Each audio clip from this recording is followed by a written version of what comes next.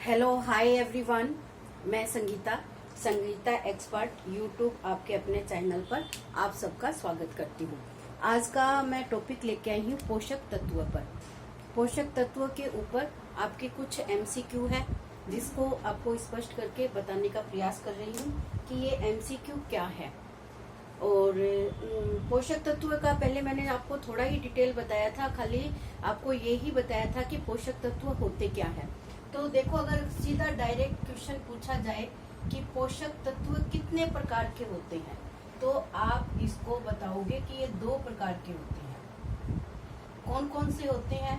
एक को तो हम क्या कहते हैं, सूक्ष्म मात्रिक, और एक को हम क्या कहते हैं, बृहत मात्रिक पोषक तत्व। तो इनमें सबसे ज्यादा डाउट रहता है बच्चों को। सीधा ये बताते हैं प्रोटीन, वसा, कार्बोहाइड्रेट, खनिज लवण, विटामिन और जल। तो लेकिन स्टार्टिंग में जो पोषक तत्व होते हैं तो वो आपके कितने प्रकार के होते हैं? तो वो आपके 2 प्रकार के होते हैं, सूक्ष्म मात्रिक और बृहत मात्रिक पोषक तत्व। सूक्ष्म मात्रिक में हम और बृहत मात्रिक में हम कौन कौन से पोषक तत्व देखते हैं, ये हमें अलग अलग पता होना चाहिए। यहाँ पर मैं आप लोगों को ये बताना चाहती हूँ, जो प्रश्न आते हैं वो आपको कार्बोज के वर्गीकरण, प्रोटीन के वर्गीकरण और वसा के वर्गीकरण से आपके प्रश्न हैं वो पूछे जाते हैं। जैसे यहाँ पर मैंने ये सैंपल रख रखा है कि मोनोसेक्राइड क्या है। मोनोसेक्राइड का उदाहरण है फ्रैक्टोज को, मोनोसेक्राइड फ्रैक्टोज के अंतर्गत आता है। तो अब जिसने ये टॉपिक नहीं पढ़ा तो उसको ये नहीं पता चलेगा कि मोनोसेक्राइड है क्या। तो ये मैं आपको बता रही हूँ कि कार्बोज है वो 3 प्रकार के अंदर विभाजित है। पहले को हम क्या कहेंगे, मोनोसेक्राइड कहेंगे, दूसरे को डाइसेक्राइड कहेंगे और तीसरे को हम पॉलीसेक्राइड के नाम से जानेंगे। तो ये मोनोसेक्राइड का मतलब होता है इसमें एक अणु होता है कार्बोहाइड्रेट का, और इसमें आपके 2 अणु होते हैं, और इसमें आपके 2 से अधिक अणु मिलकर आपका पॉलीसेक्राइड है उसका निर्माण करते हैं। अब मोनोसेक्राइड में कौन कौन से आते हैं? मोनोसेक्राइड में एक तो आपका ग्लूकोज आता है, एक आपका फ्रैक्टोज आता है, एक आपका ग्लैक्टोज आता है, और इन तीनों से ही प्रश्न पूछे जाते हैं। आपको 4 ऑप्शन इन सारे कार्बोज की इकाइयों के अंदर से मिलेंगे और आपको छांटना होगा कि मोनोसेक्राइड कौन सा है या मोनोसेक्राइड कौन सा नहीं है। तो आपको इतना याद रखना पड़ेगा कि मोनोसेक्राइड में ये 3 आते हैं, डाइसेक्राइड में आपका सुक्रोज आता है, लैक्टोज आता है, माल्टोज आता है, और पॉलीसेक्राइड में आपका आता है स्टार्च, ग्लाइकोजन, ट्रैक्सट्रीन, सेल्यूलोज, हेमीसेल्यूलोज और पैक्टिन। 1 2 3 4 5 6 इसके पार्ट हैं पॉलीसेक्राइड के। तो ये आपको नाम अलग अलग करके ध्यान में रखने होंगे। इसमें से 3-4 प्रश्न हैं जो आपके पिछले एग्जाम में पूछे जा चुके हैं। वो है कि अंगूर शर्करा किस नाम से जाना जाता है। अंगूर शर्करा किस नाम से जानी जाती है? तो अंगूर शर्करा है वो ग्लूकोज के नाम से जानी जाती है। तो वहाँ ऑप्शन आपको मिलेगा। अंगूर शर्करा किसे कहते हैं? तो ग्लूकोज को कहते हैं। फ्रूट शर्करा किसे कहते हैं? तो फ्रैक्टोज को कहते हैं। और जो पेड़ पौधों में शर्करा नहीं मिलती है वो कौन सी हमारी है? तो वो ग्लैक्टोज आपका ऑप्शन आता है कि ग्लैक्टोज शर्करा के अंतर्गत आपका पेड़ पौधों में नहीं मिलने वाला सैक्राइड माना जाता है। यहाँ से प्रश्न पूछा गया है कि गन्ने या चुकंदर की शर्करा किसे कहा गया है? तो सुक्रोज को कहा गया है गन्ने और चुकंदर की शर्करा। दूध शर्करा किस नाम से जानी जाती है? तो लैक्टोज के नाम से जानी जाती है दूध शर्करा। जल में कौन घुलनशील है? तो स्टार्च है वो जल में अघुलनशील बताया गया है। तो यहाँ से आपको ये वर्गीकरण ध्यान रखना है, और इस वर्गीकरण के अंतर्गत आप लोगों को इतने क्वेश्चन है वो अच्छे तरीके से आपको कार्बोहाइड्रेट से पढ़ने हैं। कार्बोहाइड्रेट के कार्य भी देखना पड़ेगा, इसकी कमी और इसकी अधिकता के प्रभाव क्या होते हैं।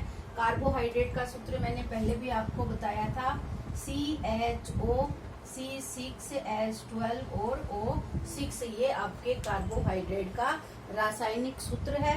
ये भी आपका पूछा जाता है। इसमें H2O का संगठन क्या है, तो 2:1 है, वो आपके H2O का संगठन है। तो इस तरीके के क्वेश्चन है आपके इस टॉपिक से पूछे जाने हैं। दूसरा नंबर का क्वेश्चन मैंने इसमें रखा है, प्राणिज कार्बोज किसे कहते हैं? प्राणिज कार्बोज ग्लाइकोजन को कहा जाता है। अब ये ग्लाइकोजन कहाँ है? आपका पॉलीसेक्राइड के अंदर आपका ग्लाइकोजन ऑप्शन है। आवश्यक अमीनो अम्ल है। देखो अब ये प्रोटीन से आपका क्वेश्चन है, अमीनो अम्ल किसकी लघुत्तम इकाई है? तो ये आपकी प्रोटीन की है। ये प्रश्न भी आपका पूछा गया है, अमीनो अम्ल है किसकी लघुत्तम इकाई है? तो ये आपकी लघुत्तम इकाई मानी जाती है प्रोटीन की। प्रोटीन का वर्गीकरण हम देख लेते हैं पहले। प्रोटीन का वर्गीकरण भी 3 के आधार पर किया गया है।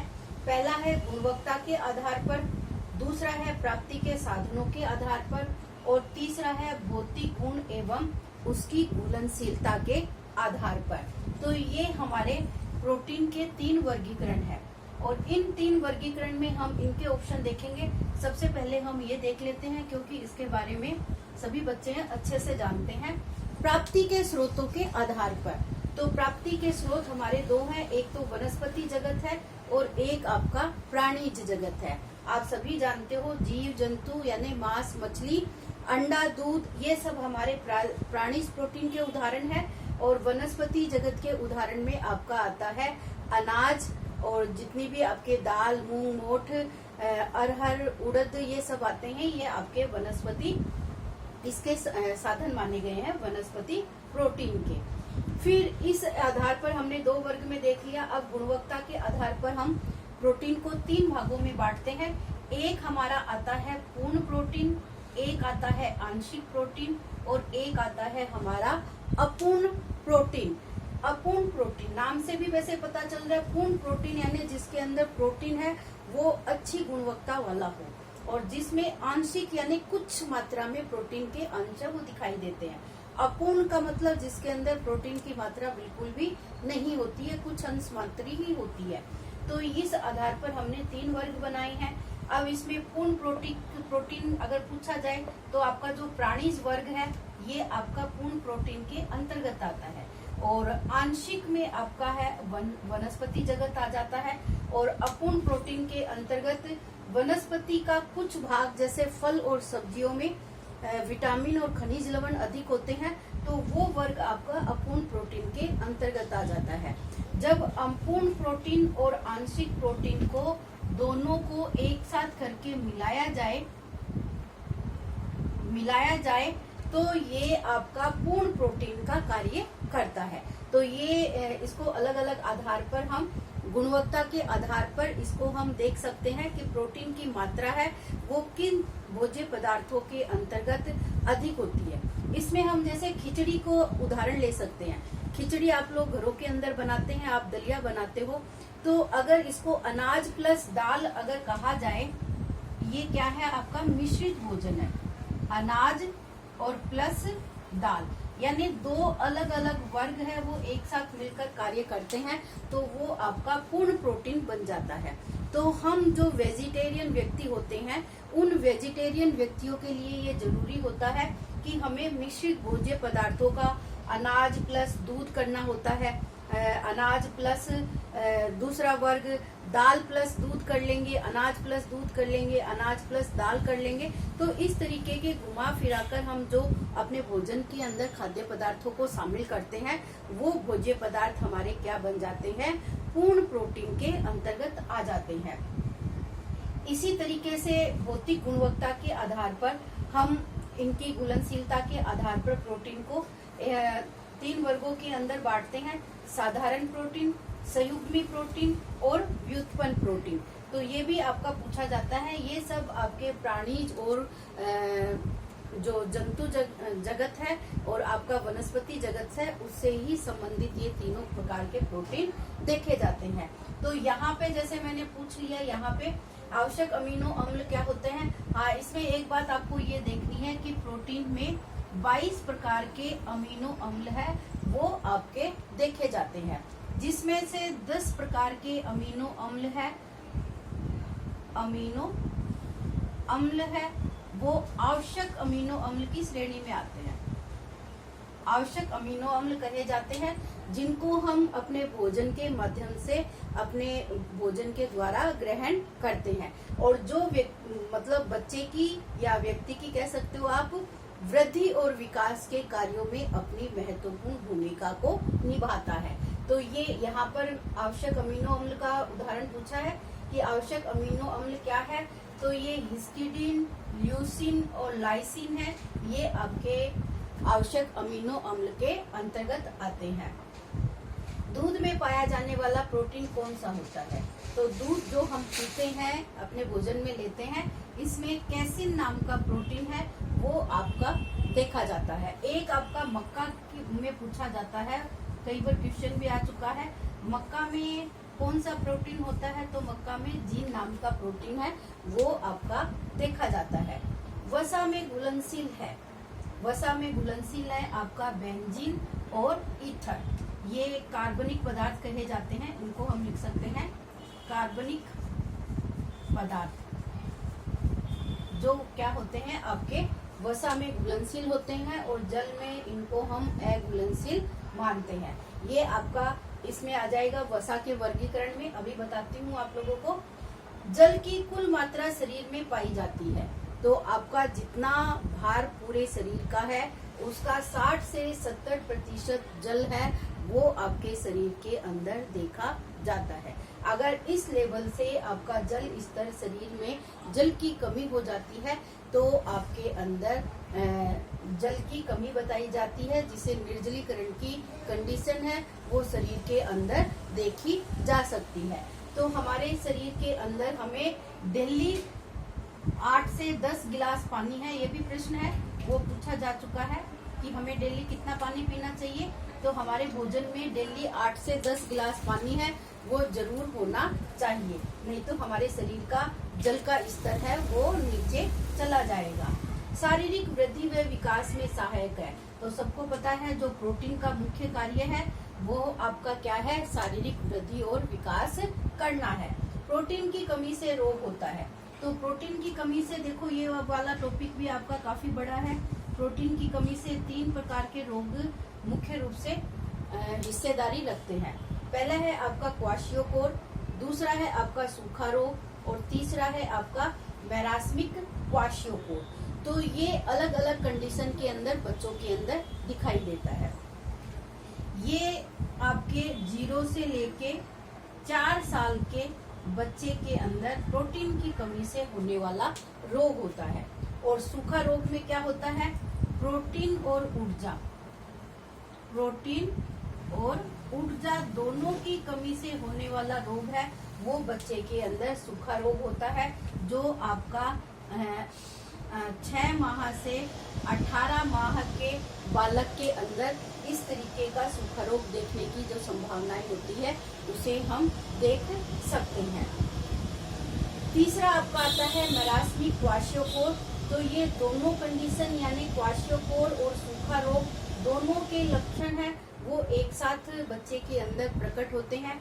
इस अवस्था का क्वाशियोकोर अवस्था एक ऐसी अवस्था होती है जिसमें बच्चे को ये हमें ये महसूस नहीं होता है कि बच्चा अस्वस्थ है, क्योंकि उसमें शरीर में सूजन आ जाती है, बच्चा मोटा हष्ट पुष्ट दिखाई देता है, लेकिन उसका जो पोषण स्तर होता है उसके अंदर गिरावट होने की वजह से या प्रोटीन की कमी होने की वजह से बच्चे के अंदर इस तरीके के गुण है वो दृष्टिगत होती है। और सूखा रोग तो नाम से ही पता चल रहा है, इसमें बच्चा एकदम सूखने लगता है, मांसपेशियां है वो दिखाई देने लगती है। इसका कारण है कि ऊर्जा की कमी होना, साथ में प्रोटीन की कमी के कारण उसका वृद्धि और विकास रुक जाता है और ऊर्जा की कमी के कारण उसका शरीर है वो सूखने लगता है।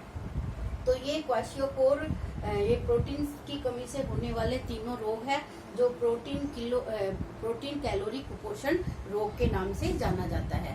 हमने ये देखा था टॉपिक हमारा कुपोषण वाले चैप्टर में देखा था कि कुपोषण क्या है और किस कारण से कुपोषण है देखा जाता है। तो ऊर्जा, प्रोटीन, कार्बोहाइड्रेट, इन सभी की कमी से होने वाले रोग हमारे क्या बनते हैं, कुपोषण के अंतर्गत आ जाते हैं। जितने भी पोषक तत्व है, अलग अलग पोषक तत्वों की कमी से होने वाले रोग है, वो सभी हमारा क्या है, कुपोषण का कारण बनते हैं। तो ये मैंने प्रश्न है वो इसी आधार पर रखे थे।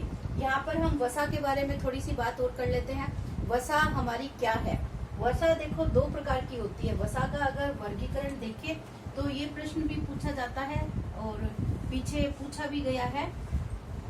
वसा कितने प्रकार की होती है? तो दो प्रकार की होती है, संतृप्त वसा और असंतृप्त वसा। इन दोनों में कंफ्यूजन क्या रहता है? ये रहता है कि संतृप्त वसा किसको कहा जाता है, घी की वसा को कहा जाता है या तेल की वसा को कहा जाता है। तो संतृप्त वसा का मतलब है जमने वाली वसा, जो घी आता है, और असंतृप्त वसा में आता है हमारा तेल। अब इसके अंदर देखें तो संतृप्त वसा में ब्यूटाइलिक और स्टीरियम, पामिटिक और आर्किटिक और कैप्रिलिन, ये आपकी संतृप्त वसा के उदाहरण है। और असंतृप्त वसा में आ जाता है ओलिक, पॉलीमिटाइलिक और इसमें लिनोलिक आता है। इसके भी मोनो असंतृप्त और पॉली असंतृप्त दो वसा है, जिसमें ओलिक और पोलमिटोलिक दो नाम आते हैं, और इसमें लिनोनिक, एराकिडोनिक और लिनोलोवक, ये आपके इसके अंतर्गत आते हैं। तो इस तरीके से आपको ये वसा का वर्गीकरण ही आपको ध्यान रखना है, क्योंकि इसी से ही प्रश्न पूछे जाते हैं कि ओलिक, इसमें ओलिक के ऊपर प्रश्न आया है कि ओलिक वसा कौन सी है, संतृप्त है या असंतृप्त है, या इसमें ब्यूटाइलिक क्या है, ये पूछ लेते हैं, संतृप्त वसा है या असंतृप्त वसा है। तो इस तरीके के क्वेश्चनों को ऊपर आपको थोड़ा सा ध्यान देना है। और यहाँ पर 3 मैंने कवर किए हैं, प्रोटीन, कार्बोहाइड्रेट और वसा। तो ये हमारे किस में आते हैं, बृहत मात्रिक में आते हैं। आपके शरीर की जो 50 से लेके 65% तक ऊर्जा है, वो हम किससे लेते हैं, कार्बोहाइड्रेट से प्राप्त करते हैं। और प्रोटीन से आपका 20 से 25% ऊर्जा है आपकी प्राप्त होती है, जो 1 ग्राम प्रोटीन से आपको कितनी मिलती है, 4.2 किलो कैलोरी ऊर्जा आपको प्राप्त होती है। यही ऊर्जा आपको कार्बोहाइड्रेट से प्राप्त होती है, और वसा से आपको 1 ग्राम वसा से आपको 9.2 किलो कैलोरी ऊर्जा की प्राप्ति होती है। तो इन तीनों के ऊपर ही प्रश्न बहुत बार पूछे जा चुके हैं। वसा से कितनी कैलोरी ऊर्जा की उत्पत्ति होती है और कार्बोहाइड्रेट से कितनी ऊर्जा की उत्पत्ति होती है, इनके ऊपर सवाल भी पूछा जा सकता है। तो इस तरीके की आज की ये हमारी पोषक तत्व है। एक विटामिन और विटामिन की कमी से होने वाले रोग, या आपके इनके जो रासायनिक नाम है उनसे संबंधित। अब टाइम कम है, अब आप लोगों को प्रैक्टिस करनी चाहिए, अपना कोर्स है वो रिवाइज करने का प्रयास करना चाहिए, क्योंकि अब ज्यादा टॉपिक आपको छेड़ाछाड़ी नहीं करने चाहिए। जितना आप लोगों ने पढ़ा है उसको अच्छे तरीके से रिवाइज करें, अपने जीके का रिवीजन करें, ताकि आपका सिलेक्शन है वो अच्छे तरीके से हो सके। All the best everyone, thank you for the watching.